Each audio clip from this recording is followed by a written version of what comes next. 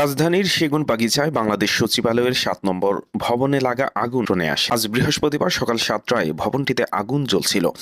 ভোর ৫:৩০টার দিকে fire service থেকে জানানো হয়, ফায়ার সার্ভিসের ১৯টি ইউনিট আগুন নিয়ন্ত্রণে কাজ করছে।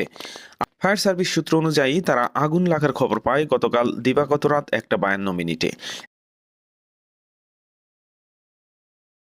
প্রথমে আগুন নিয়ন্ত্রণের জন্য আইটি ইউনিট কাজ করলেও পরে ইউনিটের সংখ্যা বাড়ানো হয়। তাৎক্ষণিকভাবে আগুন লাগার কারণ বা ক্ষয়ক্ষতির পরিমাণ জানা যায়নি।